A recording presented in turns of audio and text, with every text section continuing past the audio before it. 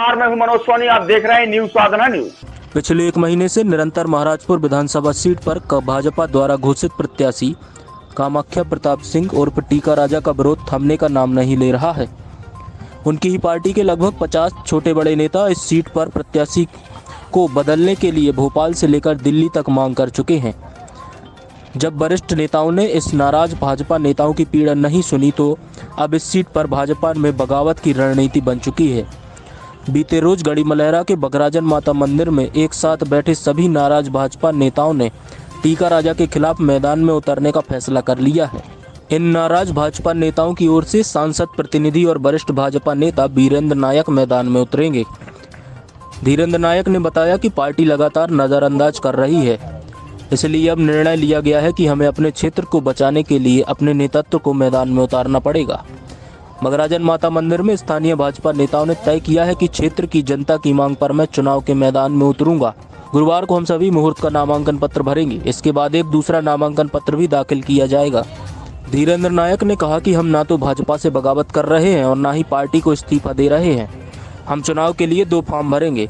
एक फॉर्म भाजपा की ओर से भरेंगे जबकि दूसरा निर्दलीय तौर पर भरेंगे। यदि पार्टी ने समय रहते प्रत्याशी बदल दिया तो हम भाजपा से चुनाव लड़ेंगे और यदि प्रत्याशी नहीं बदला तो निर्दलीय तौर पर मैदान में उतरेंगे। धीरेन्द्र नायक ने कहा कि पार्टी के टीका राजा को टिकट देकर क्षेत्र के भाजपा नेताओं और जनता के साथ अन्याय किया गया है।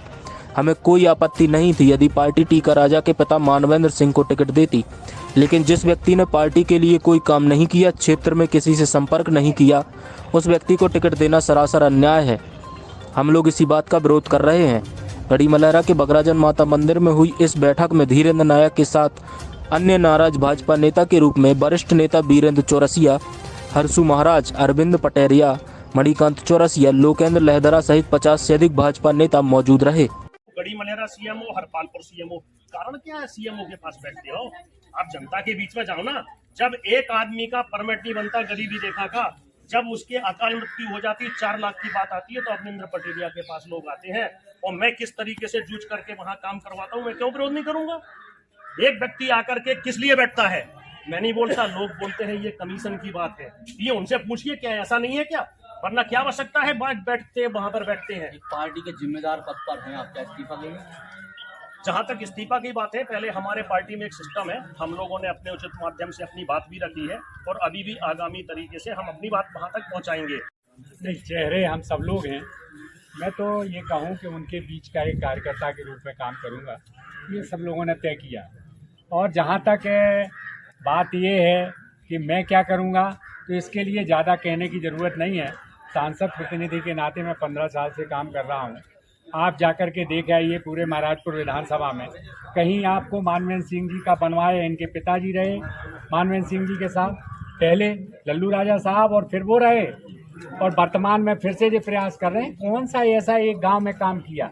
एक जगह आप जाकर के काम पूछे तो कहीं भी एक बना हुआ आपको जगह 75 पंचायतों में से जिसमें बेटी विदाई बाट का और सौधाम कुछ ना बनवाया हो। सब लोगों ने इसीलिए कहा है कि मैं घूम रहा हूँ 4 साल से काम कर रहा हूँ, तो लोगों का हिम्मत है कि आप खड़े हुए, हम लोग साथ देंगे। वीरेंद्र सरपंच जी ने कहा कि आप लड़िए, वो हमारे हमसे बुजुर्ग हैं, कभी हम उनका साथ देते थे जब वो लड़ते थे, आज उन्होंने कहा आप लड़िए। सब लोगों ने कहा हम लड़ने के लिए